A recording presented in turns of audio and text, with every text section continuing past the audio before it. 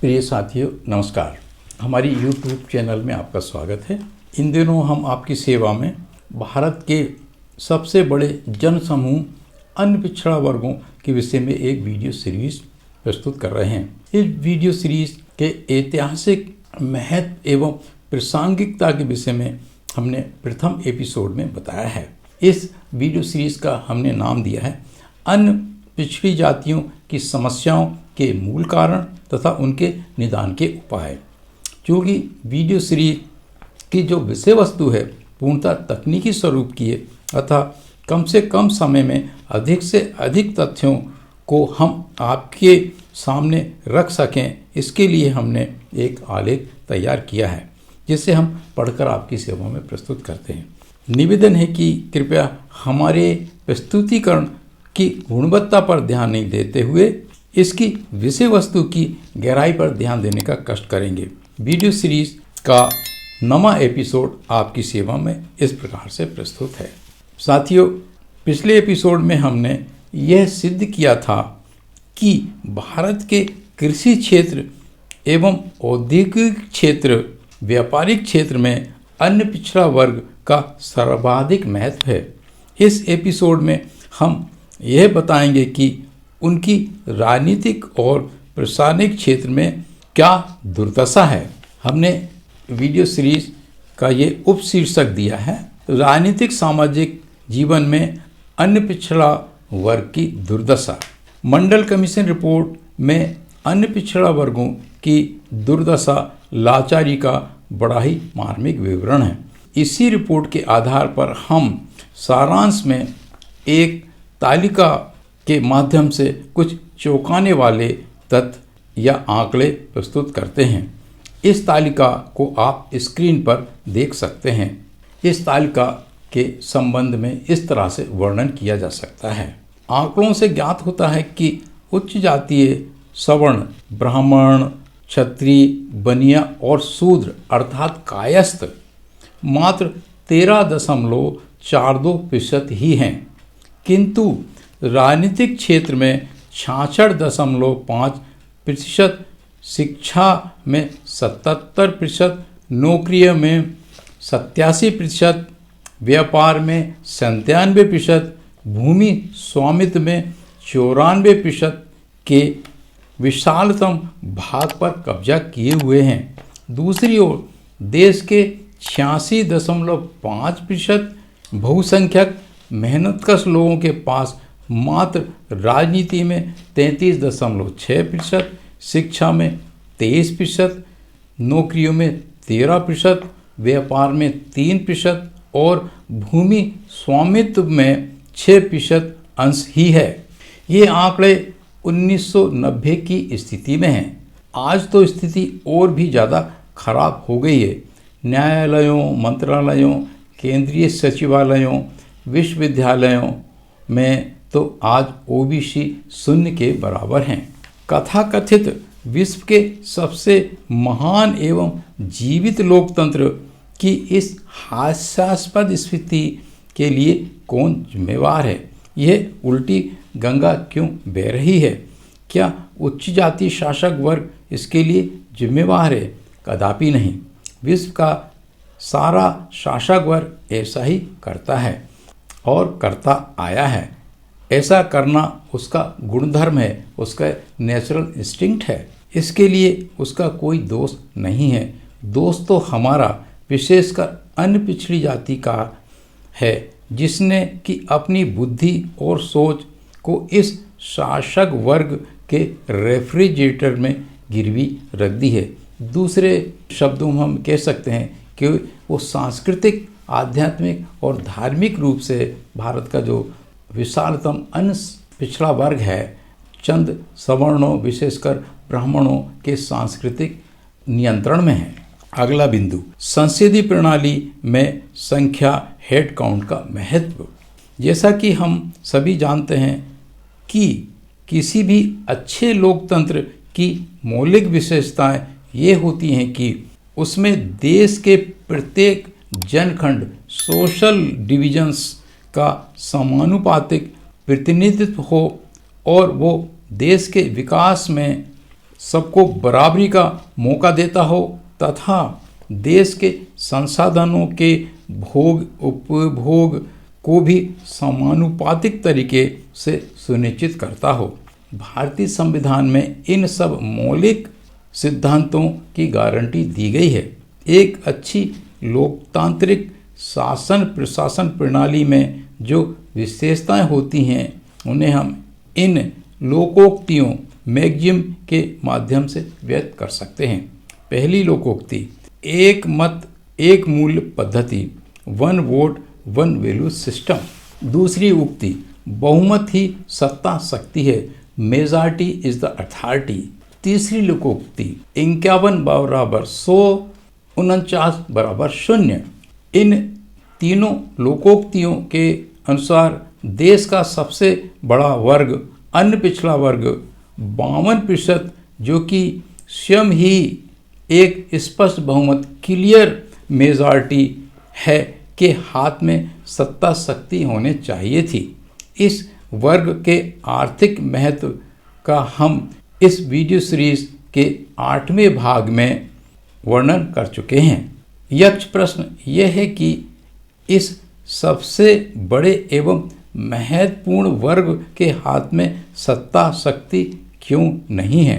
मंडल commission की सिफारिशें लागू न हो सकने के मामले में हम देखते हैं कि क्या अनुसूचित जातियां अनुसूचित जनजातियां 27% ने मंडल कमीशन का विरोध किया है? कदापि नहीं।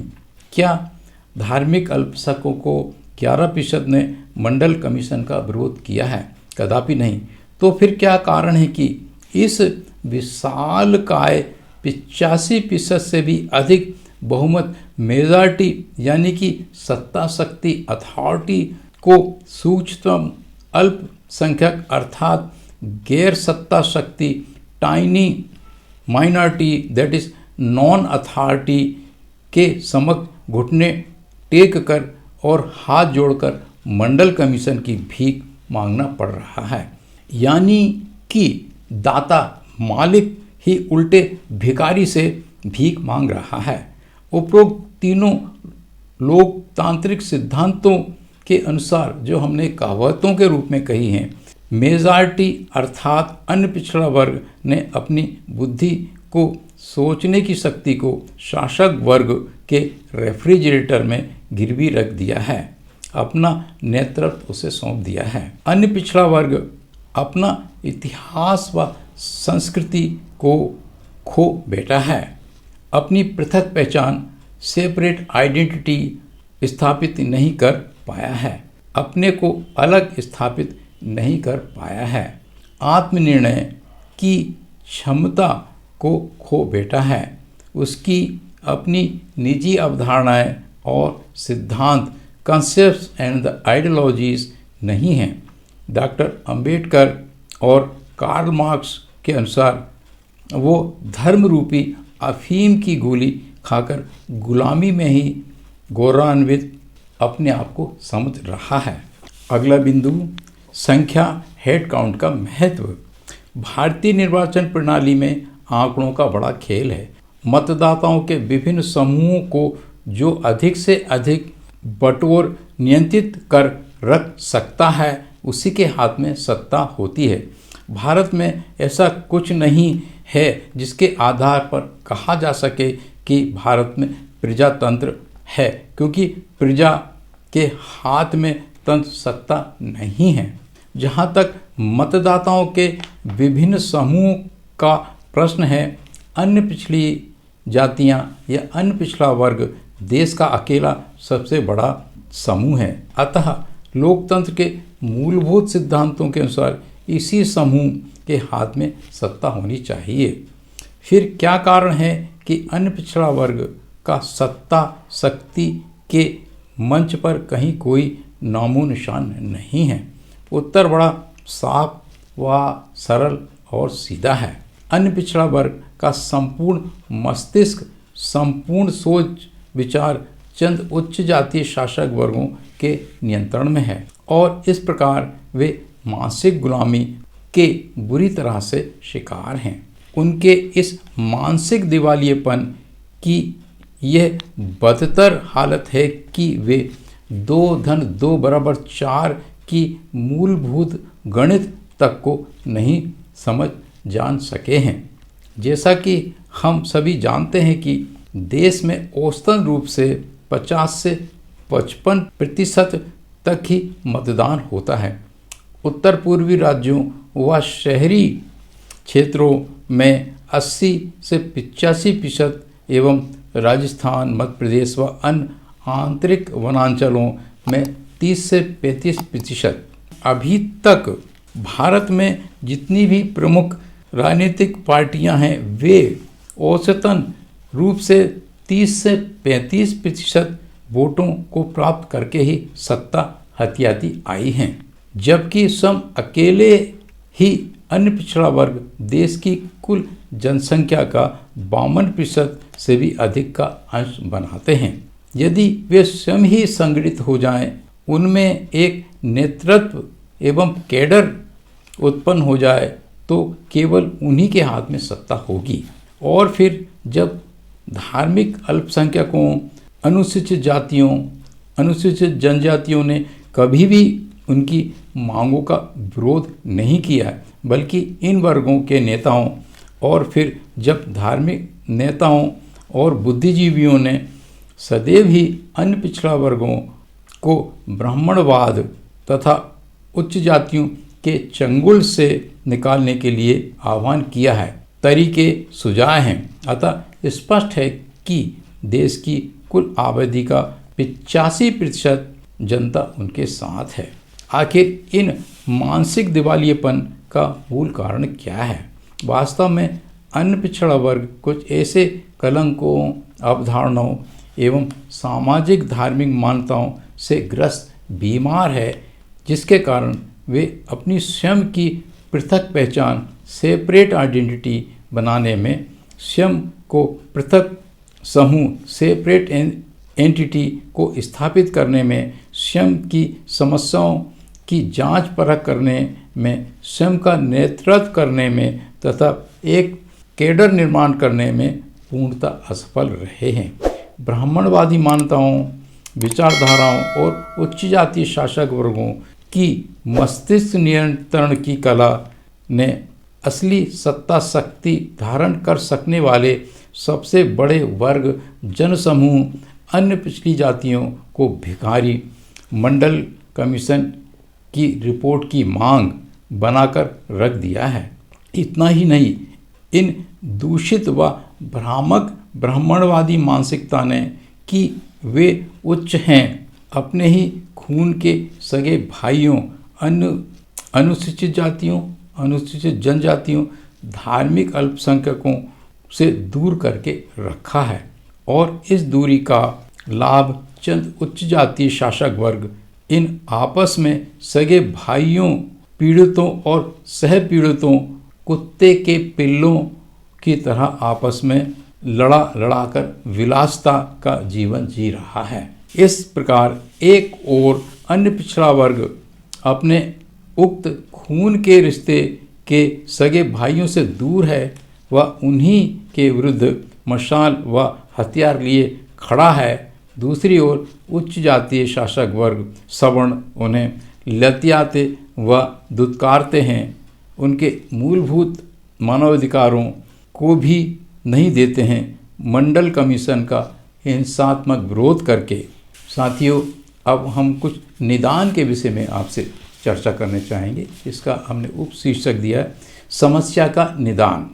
कृपया ध्यान दें, धर्म व धार्मिक मान्यताएं मानव के सर्वांगीण विकास, मान सम्मान एवं सुख शांति भाईचारे के लिए हैं, न कि चंद चालाक पुरोहितों, उपदेशकों, धर्माचार्यों की प्रभुसत्ता, श्रेष्ठता व सर्वोच्चता के लिए। ऐसी मान्यताओं, अवधारणाओं एवं अंधविश्वासों से चिपके रहने से क्या लाभ, जो कि इस तार्किक, वैज्ञानिक, लोकतांत्रिक युग में बहुसंख्यक लोगों के सोच विचार को कुंठित कर दे एवं अमुक बहुसंख्यक वर्ग को देश की सत्ता व उसके संसाधनों के उपयोग से वंचित रखे और देश की विकास की मुख्य धारा से दूर रखे।